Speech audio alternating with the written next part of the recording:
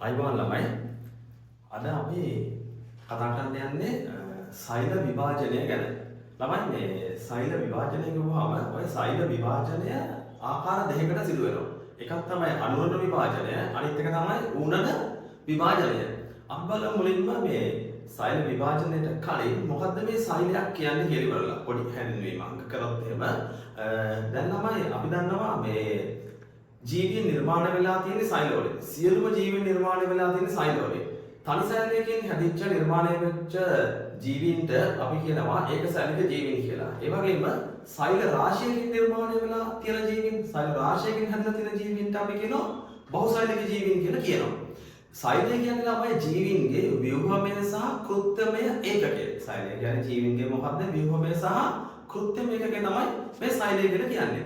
ඉතින් තමයි දැන් අපි අද කතා කරන්නේ සෛල විභාජනය ගැන. සෛල විභාජනයේ පළවෙනි එක අපි කතා කරනවා මොකද්ද? අනූනන විභාජනය ගැන. මුලින්ම අපි බලමු මොකද්ද මේ සෛල අනූනන විභාජනයට වෙන්න කලින්. ඒ කියන්නේ සෛල විභාජනය වෙන්න කලින් සෛලයක් ළමයි වර්ධනය වෙන්න ඕන. සෛලයක් වර්ධනය වෙනවා කියන්නේ සෛලයේ ප්‍රමාණය වැඩි වෙනවා. නැත්නම් සෛලයේ වියලි බර වැඩි වෙනවා. එතකොට අපි ළමයි සෛල වර්ධනය කියලා මොකක්ද කියලා අහුවාම අපිට කියන්න වෙන්නේ සෛලයක ප්‍රමාණය නැත්නම් වියලි බර. ඒ කියන්නේ සෛලයක ප්‍රමාණය හෝ වියලි බර අප්‍රතිවර්ත ලෙස වැඩි වීමට තමයි අපි කියන්නේ මොකද්ද?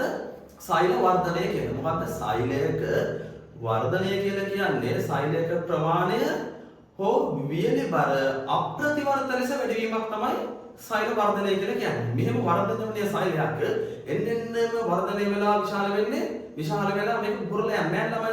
මොකද්ද වෙන්නේ? මෙහෙම වර්ධනය වෙලා වර්ධනය අවසන් වෙනකොට මේ සෛලය වෙන්නේ මේ සෛලයේ විභාජනය වෙනවා. අපි දැන් ඔන්න බලනවා දැන් මොකද්ද මේ සෛලය කොහොමද විභාජනය වෙන්නේ කියන එක. ඒ කියන්නේ පළවෙනි එක අපි අද කතා කරනවා අනූනන විභාජනය ගැන.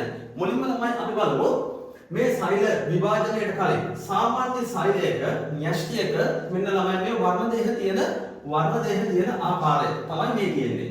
එතකොට ළමයි මේ තියෙන්නේ සෛල පටලය. මේ සෛල පටලය මේ මම අඳලා තියෙන මේ මොකද්ද මේ න්‍යෂ්ටිය තියෙන්නේ. දැන් මේක සාමාන්‍යයෙන් සෛලයක් විභාජනයට කලින් මේ වර්ණ දේහ අපට දක්නට ලැබෙන්නේ ළමයි මේ නූල් ආකාරයට. මේ වර්ණ දේහ නූල් ආකාරයට තමයි අපට දැర్శණය වෙන්නේ. අපි ක්‍රොමැටින් ගාලයක් කියලා කියන ක්‍රොමැටින් කියලා කියන මේ වර්ණ දේහ දැర్శණය වෙන්නේ අපිට කොහොමද? නූල් ආකාරයට. ඒ අවස්ථාවේ මේ න්‍යෂ්ටිකාවක් දැర్శණය වෙනවා. ඊළඟට ළමයි සෛලයක් විභාජනය වන්නට පටන් ගන්න අවස්ථාවේ වෙන්නේ මේ නූල් ආකාරයට දැర్శණය වෙලා තියෙන මේ වර්ණ දේහ ටික විභාජනය වන්නට පටන් ගන්න සෛලයක මොකද වෙන්නේ? මේ වර්ණ දේහාංශ දෙකක් සහිතව තමයි අපිට පේනවා. මේ වර්ණ දේහාංශ දෙකක් සහිතව අපිට තමයි පේනවා. මේ මෙතන මම ඇඳලා තියෙනවා වර්ණ දේහයක්. මේ වර්ණ දේහයක මේ තියෙන ළමයි සෙන්ට්‍රොමියරය. මේ මැද්දේ තියෙන මොකද්ද? සෙන්ට්‍රොමියරය. ඊළඟට මේ තියෙන වර්ණ දේහාංශ. මේ තියෙන තව වර්ණ දේහාංශ. මේ වර්ණ දේහයක වර්ණ දේහාංශ මේ දෙකක් තියෙනවා ළමයි. හරි. එතකොට මේ වර්ණ දේහයක් හැදිලා තියෙන මොනවා වලින්ද? 10 වසරේ පළවෙනි පාඩමේ අපි ඉගෙන ගන්නවා ළමයි DNA ගැන ඉගෙන ගත්තා. එතකොට ළමයි මේ DNA වලින් තමයි මේ වර්ණ දේහ හැදිලා තියෙන්නේ. මොනවා වලින්ද? DNA වලින්. DNA සහ හිස්ටෝන ප්‍රෝටීන වලින්. ඔයාලා මතක තියාගත්තාම ඇති මොනවද? DNA වලින් තමයි වර්ණ දේහ හැදිලා තියෙන්නේ. එතකොට ළමයි මේ DNA වලින් මොකක්ද කරන්නේ? DNA වලින් කරන්නේ ළමයි මෙහෙම දෙයක් වෙනවා. දැන් ළමයි පරම්පරාවෙන් පරම්පරාවට සම්ප්‍රේෂණය වන ලක්ෂණ ටික ගබඩා කර ගැනීම මේ DNA සිදු කරනවා. කියන්නේ පරම්පරාවෙන් පරම්පරාවට යන ලක්ෂණ ටික. හිතන්නකෝ ඔයාලගේ සීයලාගේ තියෙන ලක්ෂණ තාත්තලාට එනවා, තාත්තලාගෙන් ඊළඟට මොකද වෙන්නේ? ඔයාලට එනවා. ඉතින් 100ට තට්ටේ තියෙනවා කියලා 100ට තට්ටේ තියෙනවා නම් තාත්තටත් තට්ටේ එනවා. එහෙනම් පුතාටත් මොකද වෙන්නේ? අනිවාර්යෙන් තට්ටේ හිස ඇති වෙනවා. එහෙනම් මේක මොකද්ද? පරම්පරාවෙන් පරම්පරාවට යන ලක්ෂණයක්. එහෙනම් ඒ වගේ ලක්ෂණ මොකද කරන්නේ? ගබඩා කිරීම කරන්නේ මේ DNA මගින්. ඒ ගබඩා කරලා ඉදිරි පරම්පරාවට ළමයි මොකද කරන්නේ? සම්ප්‍රේෂණය කිරීමක් කරන්නේ කවුද වෙන්නේ? මේ DNA මගින්. හරි. ඉතින් ළමයි දැන් අපි ඔන්න කතා කරලා දැන් මේක දැන් අපි දැන් දන්නවා. ඔන්න මුලින්ම තියෙන්නේ කොහොමද? නූල් ආකාරයට. ඊට පස්සේ විභාජනය වෙන්න පටන් ගන්නකොට මේ වර්ණ දේහාංශ දෙකක් සහිතව මොකද වෙන්නේ? මේක දැర్శණය වෙනවා. ඊළඟට ළමයි දැන් ඔන්න අපි ගත්තහම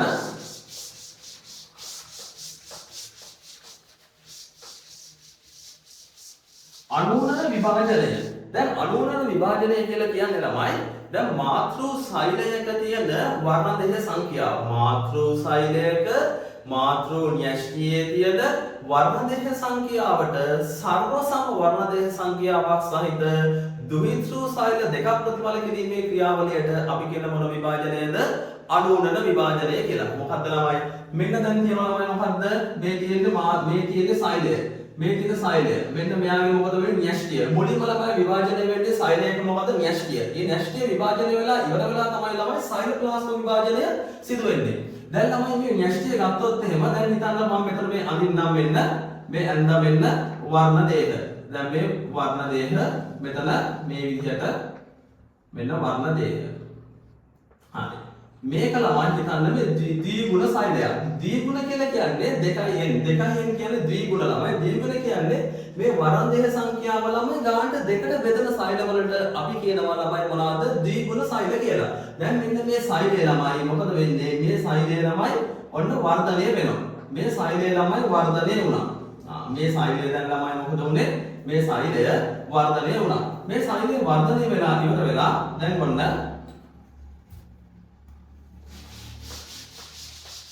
අනුරණ විභාජනය. හරි. මේ තියෙන ළමයි මොකක්ද ඔන්න මෙන්න න්‍යෂ්ටිය. න්‍යෂ්ටිය තුල දැන් ළමයි මෙන්න මම අදිනවා මේ වර්ණ දේහ. දැන් ඔයාලා දන්නවා වර්ණ දේහ කියන්නේ මොනවද කියලා දැන් දන්නවා. මෙන්න වර්ණ දේහ. හරි. මේ තියෙන්නේ වර්ණ දේහ. හරි. දැන් ළමයි මේ සෛලය ළමයි මුලින්ම වෙන්නේ මොකද වෙන්නේ? මේ සෛලය වර්ධනය වුණා. මේ සෛලය වර්ධනය වුණා. දැන් මේකේ ළමයි වර්ණ දේහ හතරක් තියෙනවා මෙයාගේ. මේක ළමයි ද්විගුණ. ද්විගුණ කියන්නේ වර්ණ දේහ සංඛ්‍යාව ගානට දෙකට බෙදෙන සෛල වලට අපි කියනවා ළමයි මොකද්ද? ද්විගුණ සෛල කියලා කියනවා. දැන් මේ සෛලය මොකද වෙන්නේ ළමයි? ඔන්න වර්ධනය වුණා. දැන් ඔන්න සෛලය මොකද වෙන්නේ? වර්ධනය වුණා. හරි. දැන් ඔන්න මේ වර්ධනය වෙච්ච සෛලය තමයි දැන් මේ තියෙන්නේ. මෙන්න මේ වර්ධනය වෙච්ච සෛලය තියෙන්නේ. හරි. මේක දැන් ළමයි මෙන්න වර්ධනය වෙච්ච සෛලය. හරි. මේ වර්ධනය වෙච්ච සෛලය ළමයි ඊට පස්සේ වෙන්නේ ඊළඟට වෙන්නේ මෙයාගේ මේ න්‍යෂ්ටියේ තියෙන මේ තමයි මාතෘ සෛලය. මේක තමයි ළමයි මාතෘ සෛලය. මාතෘ සෛලය. මේ මාතෘ සෛලය මෙයාගේ න්‍යෂ්ටියේ තියෙන වර්ණ දේහ සංඛ්‍යාවට සර්ව සම. ඒ කියන්නේ මාතෘ න්‍යෂ්ටියට සර්ව සම දුහිතෘ ළමයි සෛල දෙකක් ඇති කරනවා. මේ මාතෘ න්‍යෂ්ටියට සර්ව සම මොනවද මේ ඇති කරන්නේ? දුහිතෘ සෛල දෙකක් ඇති කරනවා. දැන් ළමයි මේ තියෙන්නේ මොනවද? දුහිතෘ සෛල. මේ මොනවාද? දුහිතෘ. මේ තියෙන්නේ දුහිතෘ සෛල. එහෙනම් ළමයි මෙන්න දුහිතෘ සෛල දෙකක් ඇති කරා. මේකේ තියෙන වර්ණ දෙක කීයද? 4යි තියෙන්නේ. එහෙනම් ළමයි මෙයාගේ ළමයි වර්ණ දෙක තියෙන්නේ කීයද ළමයි? මේ සෛල වලත් වර්ණ දෙක තියෙන්නේ ළමයි ඔය විදිහටම වර්ණ දෙක ළමයි තියෙන්නේ කීයද?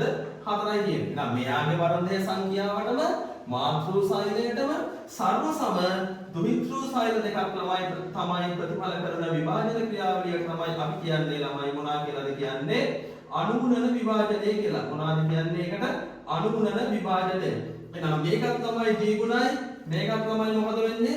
ද්විගුණයි. එහෙනම් ළමයි වෙන්න මාතෘ සෛලය මෙයා ළමයි වර්ධනය වුණා. වර්ධනය වෙලා මාතෘ න්‍යෂ්ටියට අඩංගු කියන්නේ මාතෘ න්‍යෂ්ටිය දැන් මෙතන වර්ණ දෙක හතරක් නම් තියෙන්නේ. මාතෘ න්‍යෂ්ටියට සර්ව සම දුහිතෘ සෛල දෙකක් ප්‍රතිඵල කරන එකට තමයි අපි කියන්නේ මොකක්ද? මොකක්ද කියන්නේ? අනුගුණන විභාජනය කියලා. හිතන්නකෝ ළමයි මිනිස් සෛලයක් කියලා. මිනිසාගේ ළමයි සෛලයක වර්ණ දේහ තියෙනවා ළමයි කීයද? 46ක්. වර්ණ දේහ 46ක්. මේ තියෙනවනේ ද්විගුණ සෛලය. 46 ගන්න දෙකට බෙදලා ළමයි 23යි 46 මේ ද්විගුණ සෛලය. ළමයි මේ ද්විගුණ මේ සෛලය ඊට පස්සේ ළමයි ඔන්න මේ සෛලය මොකද වුනේ? වර්ධනය වුණා. මෙන්න මේ සෛලය වර්ධනය වුණා. වර්ණ දෙක කීයද? 46යි. එහෙනම් ළමයි එයා ඔය මාතෘ මේ තමයි මාතෘ සෛලය. මේ මාතෘ සෛලයට මේ මෙයාගේ මාතෘ සෛලයේ මාතෘ න්‍යෂ්ටිය වර්ණ දෙක 46යි. එයාට සර්ව සම දුහිතෘ සෛල කීයක් ප්‍රතිඵල කරනවද ළමයි? දුහිතෘ සෛල දෙකක් ප්‍රතිඵල කරනවා. මේකට තමයි අපි කියන්නේ ළමයි මොකද්ද? අනුගුණන විභාජනය කියලා කියන්නේ. එහෙනම් අනුගුණනයේදී වෙන්නේ මොකද්ද ළමයි? ඔන්න මතක තියාගන්න. මාතෘ සෛලය අඩංගු වර්ණ දේහ සංඛ්‍යාවට ඒ කියන්නේ මාතෘ න්‍යෂ්ටියට සෑම අතින්ම සර්ව සම දුහිතෘ සෛල දෙකක් ප්‍රතිඵල කිරීමේ ක්‍රියාවලිය තමයි මොකද්ද? අනුගුණන විභාජනය කියලා කියන්නේ. හරි. දැන් බලමු මොකටද මේ අනුගුණනය වැදගත් වන්නේ කියලා. පැහැදිලිද? එකක් තමයි ළමයි තුවාලයක් වෙනවනේ. තුවාලයක් වුණාට පස්සේ ළමයි තුවාලයක් සුවවීමේදී සිදුවෙන්නේ අනුගුණන විභාජනය. හිතමු ළමයි අතක තුවාලයක් වුණා කියලා. එහෙනම් තුවාලය සිදුවෙච්ච තැන ළමයි තුවාලයේ වටේ ළමයි සෛල තියෙනවනේ. ඒ මාතෘ සෛල එයාට සර්ව සම සෛල හද සර්ව සම සෛල හද ඒ තුවාලේ මොකද වෙන්නේ? සුව වෙලා යනවා. ඒක එක. අන්න එතනදී වෙන්නේ මොකද්ද? අනුනන විභාජනය. ඊළඟට ළමයි හිතන්නේ හුණෙක්ගේ ඔයාලා දැකලා තියෙනවා. හුණක්ගේ ළමයි මොකද වෙන්නේ? හදිසි අවස්ථාවකදී අපි මොකද වෙන්නේ? හුණගේ වලිගය කැඩලා යනවා. ඔයාලා ඔලොන්තර දැකලා තියෙන. ඒ වගේම ඔයාලා දැකලා තියෙන්නේ කැඩලා ගිය කැඩිලා ගිය වලිගය නැවත භාගයට ලියලා ආපු හුණන්න ඔයගොල්ලෝ දැකලා ඇති. එතකොට ළමයි අර හුණගේ වලිගය පුනර්වර්ධනය වෙන්නේ. කියන හුණගේ වලිගයේ අග කෙලවර තියෙන මාතෘ සෛල වලට සර්ව සම සෛල හැදි හුණගේ වලිගයේ ළමයි ලියලා එනවා. අපි ඒකට කියන පුනර්වර්ධනය කියලා. ඊට පස්සේ ළමයි තමයි ගැඩවිලක් හිතන්නකෝ. ගැඩවිලක් ළමයි කඩිලා ගියත් එහෙම නැද්ද? ගැඩවිලක් කඩිලා ගියාට පස්සේ ගැඩවිලාගේ ඒ වගේම ළමයි සෛල ටික මොකද වෙන්නේ? පුනර්වර්ධනය වෙනවා. එතනදි වෙන්නේ තමයි මොකද්ද? අනුනන විභාජනය. තව ළමයි හිතන්න මේ අපේ තියෙන මේ සෛල අපිච්චද සෛල ඒත් එක්කම ළමයි ආහාර මාර්ගයේ තියෙන සෛල වල සාමාන්‍යයෙන් ළමයි ආයු කාලය සති දෙකක් තුනක් වගේ තමයි වෙන්නේ. එතකොට ළමයි මේ සෛල වෙනුවට මේ සමයේ තියෙන අපිච්චදය ආහාර මාර්ගයේ තියෙන අපිච්චද පටකයක් තියෙනවා. මේ සෛල ළමයි මොකද වෙන්නේ? සෛල ළමයි මැරෙනවා. මේ සෛල මැරුණාට පස්සේ ওই මැරුණු සෛල වෙනුවට තව සෛල ස්තරයක් ප්‍රතිස්ථාපනය වෙනවා. එහෙනම් මේ මැරුණු සෛල වෙනුවට තව සෛල ස්තරයක් හැදෙන්නේ මොන විභාජනයෙන්ද? අනුනන විභාජනයෙන්. ඒ කියන්නේ මාතෘ සෛලයට සර්ව සමදුහිතෘ සෛල දෙකක් තමයි හදන්නේ. ඒ කියන්නේ එක සෛලයකින් ඊට සර්ව සමදුහිතෘ සෛල කීයක් හදනවද? දෙකක් සාදනවා. එහෙනම් ඊට සර්ව සම සෛල හැදි තමයි මේ අනුනන විභාජනය සිදු වෙන්නේ. ඊළඟට ළමයි හිතන්නකෝ අස්තියක් බිඳලා ගියා, අතක් කවුලක් කැල්ලා ගියා කියලා. එතකොට ඒ අස්තිය ළමයි සුව වෙන්න ඕනනේ. ඒ අස්තිය කැඩිච්ච තැනින් ඒ අස්තිය නැවත බද්ධ වෙන්න ඕනනේ ළමයි. ඒ අස්තිය නැවත බද්ධ වෙනකොට මොකද්ද වෙන්නේ? ඒ අස්තිය බද්ධ වෙනකොට අස්තිය කැඩිච්ච තැන ඒ තියෙන සෛල වලට සර්ව සම සෛල හැදෙනවා. ඒ සර්ව සම සෛල හැදි තමයි ළමයි මොකද වෙන්නේ? අස්තිය සුව වෙන්නේ. එතනදි වෙන්නේ මොකද්ද? අනුනන විභාජනය. තව මොනවද ළමයි? හිතන්නකෝ මව් කුසට දරුවෙක් බිහි වෙච්ච මව් කුසට දරුවෙක් පිලිස්න ගත්ත දවසේ ඉඳලා ඒ දරුවා බිහි වන තෙක් සිදුවන විභාජනය මොකද්ද? අනුනන විභාජනය. ඉතින් දරුවා බිහි වෙච්ච දවසේ ඉඳලා ළමයි වැඩිහිටියෙක් බවට පත් වෙනකම් මොකද වෙන්නේ? දැන් ඔයාලා පොඩි කාලේ ඉඳන් ටික දැන් ළමයි මොකද වෙන්නේ? ලොකු වෙලා ඉන්නේ, උස්මහත් වෙලා ඉන්නේ. එහෙනම් පොඩි කාලේ ඉඳන් දැන් මොකද ටික උස්මහත් වෙලා දැන් ඔයාලා වර්ධනය වෙලා තියෙනවා. මොන විභාජනයේද මේ වෙලා තියෙන්නේ? මේ වෙලා තියෙන්නේ තමයි අනුනන විභාජනය තමයි වෙලා තියෙන්නේ. ඊළඟට ළමයි අපි ගත්ත ශාකවල සිදුවන මොකද්ද මේ අනුනන විභාජනය. හිතන්න ළමයි ඵලයක් හැදෙනකොට ඵල වර්ධනය වෙනකොට පුෂ්පයක් වර්ධනය වෙනකොට ශාක පත්‍ර වර්ධනය වෙනකොට මුලක් වර්ධනය වෙනකොට මොකද්ද මේ වෙන විභාජන ක්‍රමය? ඒකත් වෙන්නේ මොකද්ද? අනුනන විභාජනය. කෙසෙල් පඳුරකින් හිතන්න ළමයි මොටෙයියක් එනවා. මොකද්ද විභාජනය? ඒ අනුනන විභාජනය. ඉතින් ළමයි ඔන්න ඔය ටික තමයි ළමයි අනුනන විභාජනයේ තියෙන ඔය වැඩගත්කම. මොනවාද? එකක් තමයි බහුසෛලික ජීවීන්ගේ දේහය මොකද වෙන්නේ ළමයි වර්ධනය වෙනවා. අනිත් එක තමයි ළමයි තුවාලයක් වුණාට පස්සේ ළමයි තුවාලයක් සුව වෙන්නේ අනුනන විභාජනය මගින්. අස්තියක් බිඳුනාට පස්සේ අස්තිය සුව වෙන්නේ අනුනන විභාජනය මගින්. හුණේගේ වලිගය කැල්ලා ගියාට පස්සේ වලිගය පුනර්වර්ධනය වෙන්නේ මොන විභාජනය මගින්ද? අනුනන විභාජනය මගින්. ඒත් එක්කම ළමයි ඒකසෛලික ජීවීන්ගේ තව ප්‍රජනනය සිදු වෙනවා. ඒකසෛලික ජීවීන්ගේ බැක්ටීරියා වගේ ඒකසෛලික ජීවීන්ගේ ප්‍රජනනය සිදු වෙන්නේ මොන විභාජනයෙන්ද? අනුනන විභාජනය මගින් තමයි සිදු වෙන්නේ. හරි. දැන් ඔයාලට පැහැදිලිද අනුනන විභාජනය කියන්නේ මොකක්ද කියලා පැහැදිලිද? මොකක්ද අනුනන විභාජනය කියලා කියන්නේ ළමයි? අනුනන විභාජනය සිදු වෙන්නේ ද්විගුණ වගේම ඒකගුණ මාතෘ සෛලවල අනුනන විභාජනය සිදු වෙනවා. ද්විගුණ සෛලවල සිදු වෙනවා. ඒත් එක්කම වර්ණදේ සංඛ්‍යාව දෙකට බෙදෙන්නේ නැති ඒකගුණ සෛල තියෙනවානේ. ඒ ඒකගුණ සෛලවල අනුනන විභාජනය ළමයි සිදු වෙනවා. දැන් ද්විගුණ සෛලවල ඒකගුණ සෛලවල දෙකේම ළමයි අනුනනය සිදු වෙනවා. ශාකවල සතුන්ගේ මේ අනුනන විභාජනය සිදු වෙනවා. අනුනන විභාජනයේදී වෙන්නේ මොකක්ද?